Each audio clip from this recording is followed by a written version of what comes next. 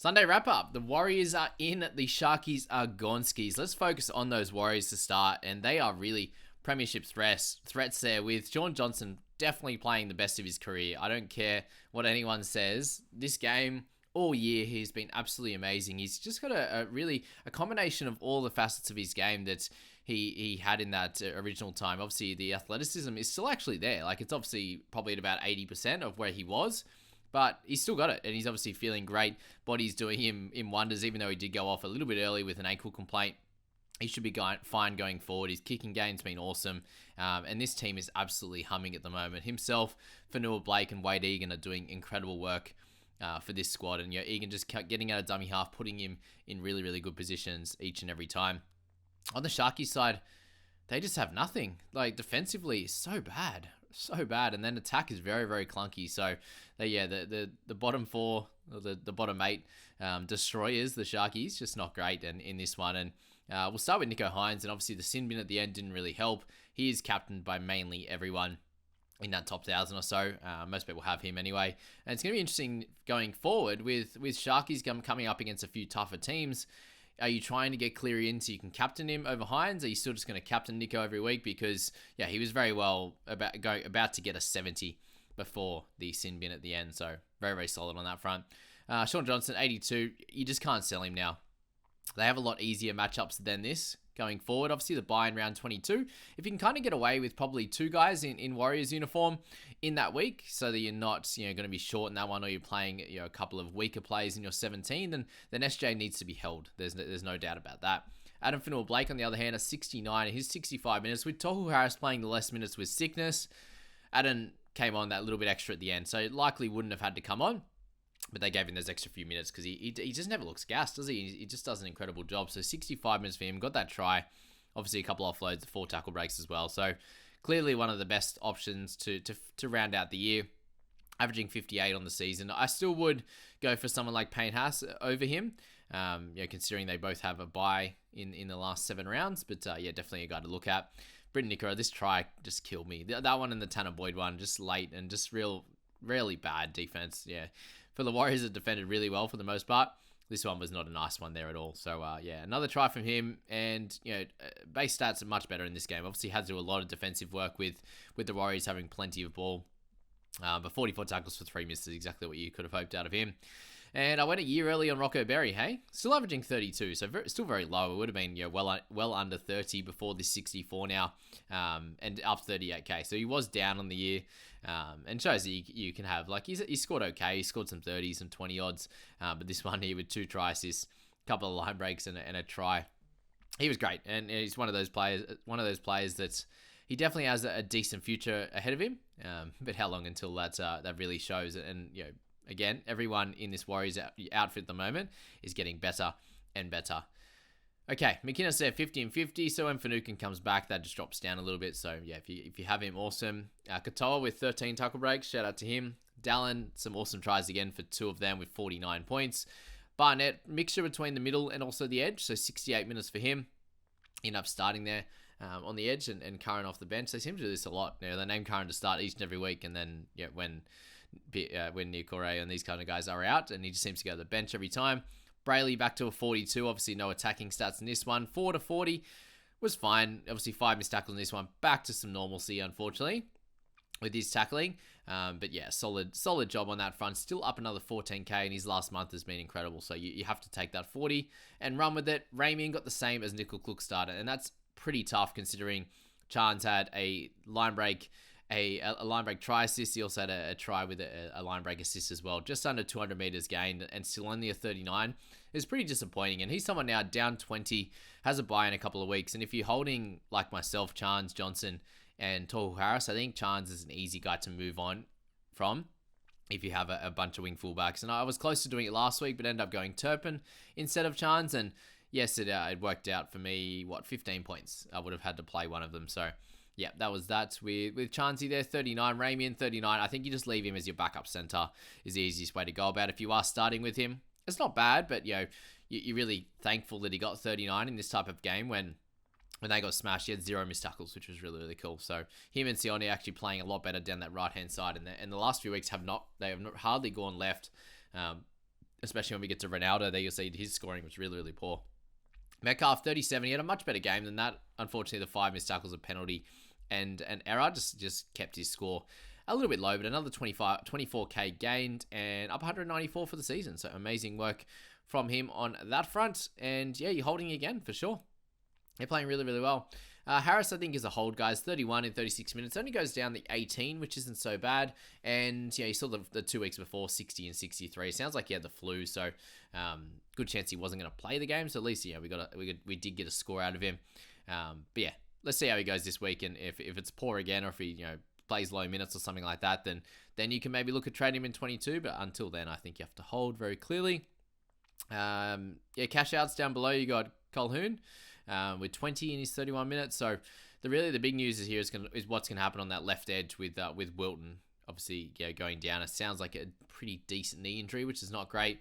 Wade Graham got some decent minutes of 53 there, but 27 points. I wouldn't be looking at someone like him, really. I think at this point, really, if you're going to cash down, he's going to play each and every week, very much likely. But do you want to spend the 285 on him, or do you want to go right down to a cheapie, or do you want to go to Tyrone Munro or something like that if you don't have him yet? Talakai 13, Mulatalo 11. Not very nice at all. Kennedy very low also with his 19. So yeah, Sharkies, guys, I probably look to avoid buying any of them. Britton Nicker is probably the only one you would look at, along with Hines at this stage. So let's go on to the next game, and that's the Panthers up against the Dolphins. And it was a really, really big win here for the Panthers, and show that, again, they can just do it. They have so many guys out, and they can just still find a way to win. And they were behind in this one. Dolphins, came back really well, took the lead.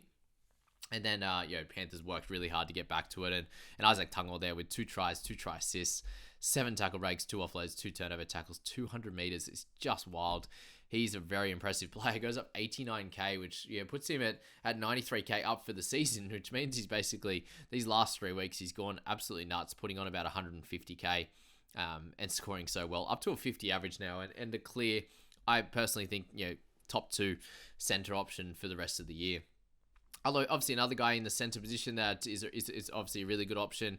A lot of people are still holding him, and that's Connolly Lemuelu with 59. And when he does get those big minutes on the edge, and he usually scores pretty well. And this one here, he got an early line break and a few tackle breaks, and then that lovely kick through. So he has so much talent, and I think it'd be silly for them to take him off that edge.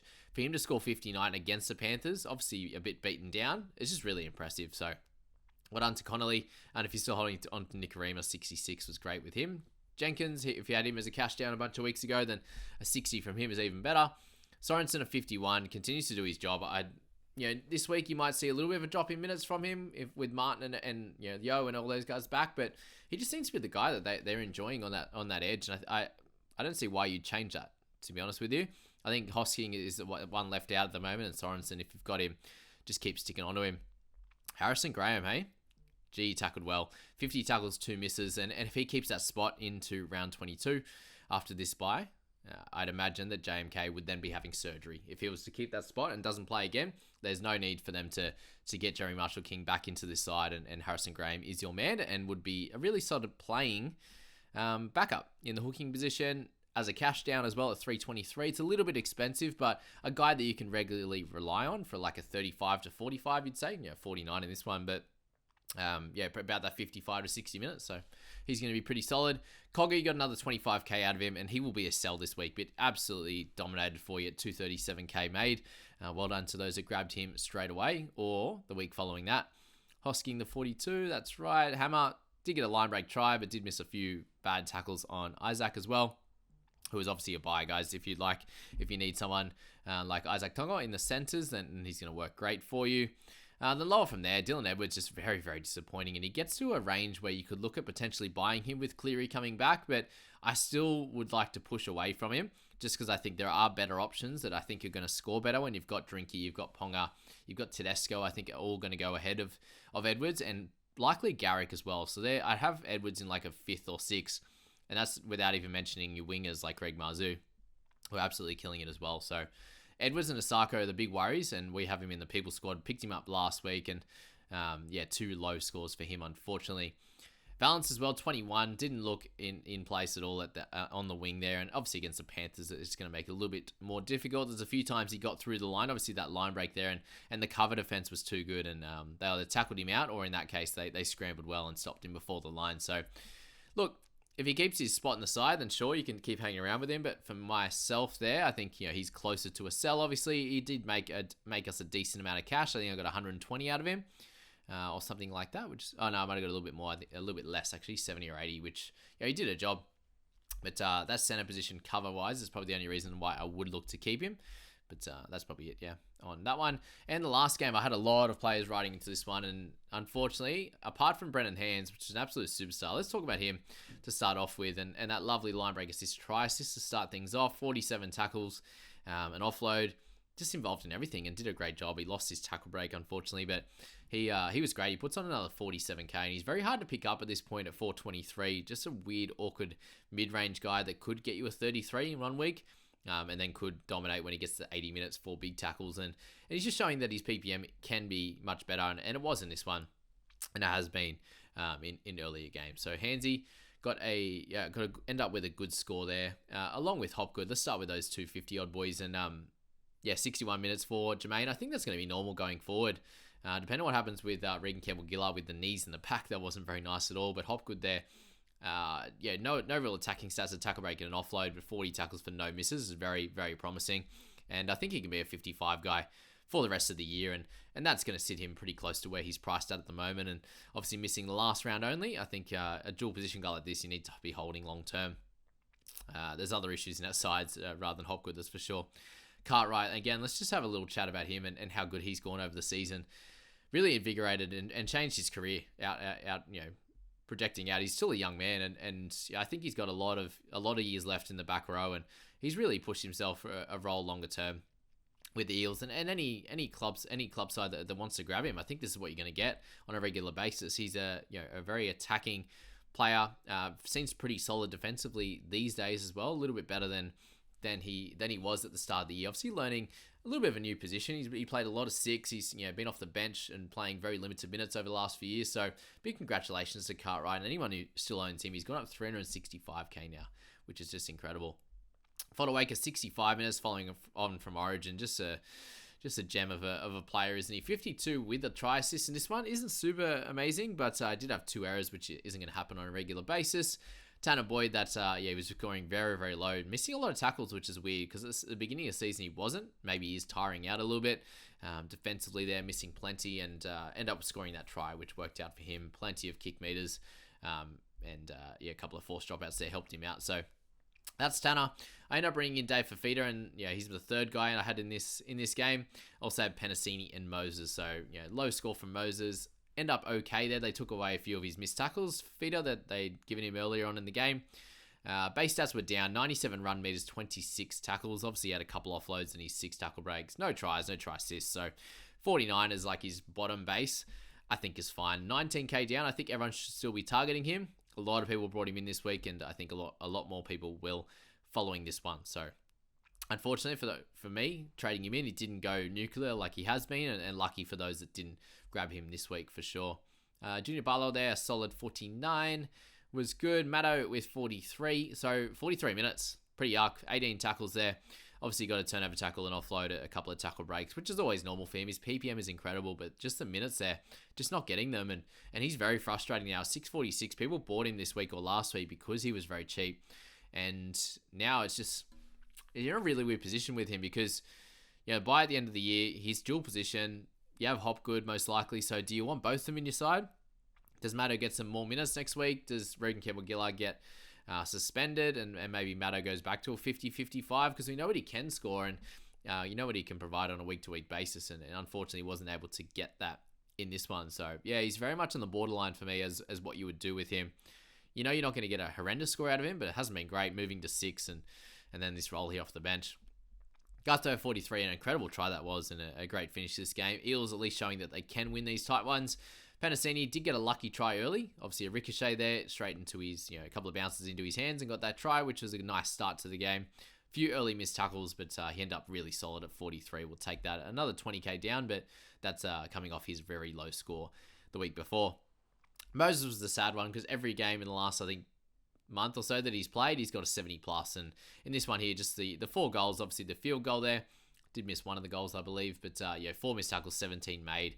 Very low on the kick meters there at 283. So that's the main issue for Mitch in this one. It's just that the meters were low off his boot, unfortunately. So, when that gets up into the 500s again, when he gets some attacking stats, he had no offloads and only 1 tackle break. Really, what we're seeing at the moment is really high run meters, so I'm very impressed with that. And we know that those kind of stats will come in the tackle breaks and offloads. So I think Moses is going to stick in my side. And he only loses 6K because of how well he's been scoring, even though he's at an 873. So really, really interesting stuff there. I just read a tweet that SC Whisperer put up from a can't remember the guy's name, but he there popped up the tweet saying that Tino they didn't end up giving a penalty earlier on in the game, I should say, for his shoulder charge, but apparently he's facing 3 weeks. So I don't know if that's legit or not, but if it is, not good. There's a lot actually people have brought him in. So 41 for him, 50 minutes, just low minutes basically. He scores about that PPM on a normal basis.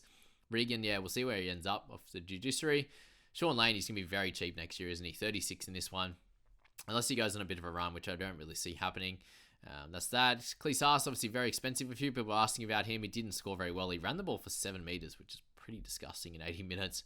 Brian Kelly off for a HIA, back on. End up with 30 with a line break try assist. Was fine. But yeah, you're not happy with a 30 going forward, but still a little bit of a price gain. Again, not many brought him in. Dejan Arce, 8 in 80 minutes. So it was a little bit of a strange game. He had Sivol with 69 minutes for 4. Offengawi 6. So he's going to get down to basement price for next year, which is pretty crazy. So that's that really, guys. There's the wrap. The best news of all here is the fact that we have no more buys remaining, or no more big buys. We just have the 1 per week now. 7 weeks remaining, and most of us are sitting pretty low on trades. I'm down to a 6, and am likely either going to target like a Cam Murray this week, or we go right to the top and trade one of our 700 or so K guys out, and like Chance, and go for gold with Cleary. But it's really going to depend on what we think Nico Hines is going to be able to do going forward. Is he still going to be able to score well, or are the Sharkies going to fall off a cliff here? So I think that there's still a lot more riding on this season for them, that they shouldn't fall off a cliff, but anything could happen. And Cleary this coming week up against the Dogs or whoever it's going to be is going to be scary. There you go. That's the wrap, guys. We'll see you a little bit later on in the day for the round results video.